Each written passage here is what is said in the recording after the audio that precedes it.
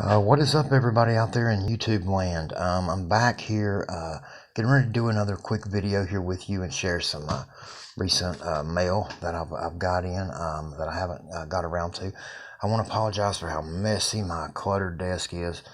I was planning on cleaning up my desk some this afternoon, and I decided why not go ahead and do a quick video on some of this mail here while I was at it, and share some stuff with my viewers. It's been a week or so since I've done a video, maybe a week and a half. So anyway, here goes. I got to separate this stuff out as different types of things. I've got a fan pack here that I'm going to actually do in a video by itself. This right here can go in. I'll show that. This can wait for a separate video. So basically right now, this video here, I'll share these three things with you. These are all eBay purchases, and that's why. So I'll basically be classifying this as eBay breaks 2019. I actually have subcategorized some of my videos for those of you that are newer to my channel, and as well as like been on my channel, subscribed to my channel for a lot longer time. In the past, I had eBay breaks videos, which was basically a playlist of videos where I found bargains on eBay that I purchased for either my collection or to resell. And sometimes it might even have some bargains that I found at flea markets, yard sales, whatever. Anyway, now, because I was getting so many videos and a lot of viewers were starting to tell me, hey, it's harder to find your most recent stuff. When I click on the playlist, it keeps going back to, this or that, and I'm wanting to watch the newer videos first instead of the older ones first sometimes. So what I'm doing, I put 2017 and 2018 videos as a playlist. So with this will be the first video, 2019 eBay breaks, because I haven't been buying. Actually, I just haven't been taking time to share as much with you all. But anyway, here goes. I'm sorry. Let's get into this. 3 pickups that I'm really pleased with. This first one here is a Carl Hubble Cooperstown collection. I'm really pleased with this. As you can see, I'm sorry about the glare from the light, but this card has got some beautiful reflection. Beautiful card. It is serial numbered. I don't know if you can see that. Serial number to 399. This is number 252, it says, out of 399. Again, sorry about the glare of the light on that. But that means only 399 of these cards even exist. And this goes right into my personal collection. This is right up my alley. Carl Hubble, an all-time great, a legend. Screwball, the master of the screwball that made that pitch famous. He's a Hall of Famer. He struck out like 5 or 6 Hall of Famers in a row in an All-Star game one year, including Babe Ruth and Lou Gehrig. This guy was something else. And the fact that this is serial numbered is great. I love that.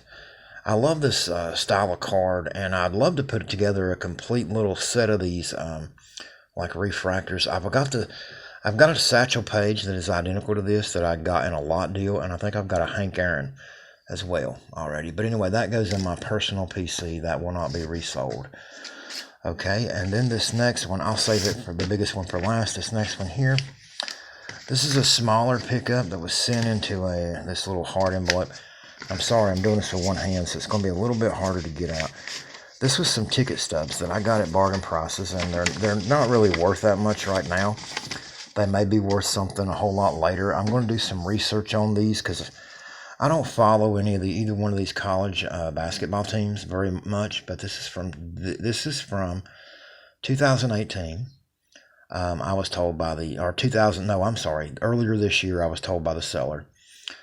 This is from it says game 9 of earlier this year. Well, that would be 2018. I'm sorry, December 19th. But it was this past college basketball season. Cincinnati at UCLA. That's 4 ticket stubs, as you can see here. Section 219, row 9, seat 12. And then this right here, seat 10. Same thing, seat 10, seat 11, and seat 13. So this was like a series of 4 seats, 4 tickets for this game. Here's what the back of that looks like. And amazingly enough, as it might sound, depending on what happened in the game or what athletes played in the game, or as they get older, there is actually a lot of collectors out there that collect ticket stubs. There is value in ticket stubs now, old ticket stubs. So anyway, I got all these. They were listed by the same seller as 4 different listings, each one individually. I got all of them for the starting bid except for one. One of them I had somebody already bid. I bid 6 cents. The others I bid 1 cent and got them all for 1 cent free shipping, 6 cent free shipping. So 6, 7, 8, 9. I got all these for 9 cent free shipping. Four game use ticket stubs. You can't beat that for something that might turn into a. I can't go wrong with that. I mean, I should be able to make money on that one day, which is what I'll do. But I'm going to do some research on these and print out like something about the outcome of this game, the score and everything, something that I can put in a frame with the ticket stub and then try to resell them, because that's how you resell. I like to take this and turn it into a nicer, better piece of memorabilia. Find out who the star is of each game, maybe put a background image of each one of the team stars at the time of this game, what it was, and then put the final score, the date, and the ticket stub, and do that 4 times. There's money to be made in something like this, and that's the kind of bargains I look for on eBay. Okay, anyway, moving right along to this big one here. And this is another thing that I picked up, took a gamble on it. Everybody knows I collect autographs, but I do not collect autographed books. Now, my sister is into books more than I am, and she always has been. When I was younger, I used to do a lot of reading. My sister does a lot of reading to this day. And I don't do as much reading now as I used to, but I bought this off of eBay. Now, the first thing I will tell you, it's a little worn. It's not in great shape. The corners are a little worn. This book has been read and it's been carried. And it was a paperback version, so even though it's not damaged, it's not missing any pages or anything, this book has got some wear, you see right there. And one day that will, that kind of, takes away from the value to some collectors who want everything pristine.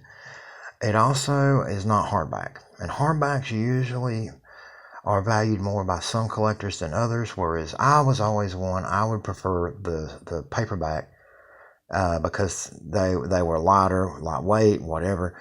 But I can see, it's kind of like a baseball card. You put it in this protective holder to keep it safe. Well, if a book's hardback, it can hold up to more damage long term than it will in paperback form. But you can reinforce these. But anyway, you notice this one thing here. It says autographed copy. And this book was by Alison Smith, who I did some research on before I bid on this. She was not the most famous author, but she wrote several books. This was probably one of her biggest bestsellers. And this is an autographed copy. One other thing that hurts this is somebody has stuck an address label in the top corner here. That makes me wonder if it was owned by a student or somebody was carrying this book with them back and forth to work and reading it on their lunch break or something. Put their address label in it so that way if they lost it, somebody would return it to them, know who it belonged to. The name of this book is named All the Animals, but right here, I thought it was on the title page. Hold on a second. I'm sorry. It's right. It's just in it right before the book, regular book starts. Right here, title page. Name All the Animals, a memoir by Alison Smith, and there is her signature in black Sharpie. Alison Smith. And I looked her up online. Like I said, this woman is like in her 80s right now. She's still living, and but I think she's a retired writer at this point. But I got this for $2. I ain't gonna lie, shipping was free, but I paid $2.50, which I thought was a bargain. I know it costed the seller. He shipped this media mail, like if it was a DVD, but it still cost him. He didn't make any money on it, and he probably bought this at a yard sale or a Goodwill or something to try to resell because it was an autographed copy. But I've seen other ones listed of this book by itself that were not signed on eBay for $9.99. Now, that's at a buy it now price, but I figure since this is an autographed copy, even if it's paperback, it was worth a shot for $2.50. And see, this is the kind of bargains I look for. to try to make some money on, because I don't collect books. But I'll tell you what, my sister collects certain authors that she falls in love with. But if this was somebody that my sister really loved and she collected, this book would be going back and be going to my sister like as a birthday gift later this year or something. If this happened to be like Nancy Roberts or somebody that I know my sister used to read all their books or something, but anyway, thank you all for watching. I'm sorry I don't have more in this video, but I'm already at the 10-minute mark, and I just thought I would break this one down with stuff off of eBay. Stay tuned for more. I'll be sharing more with you in the near future.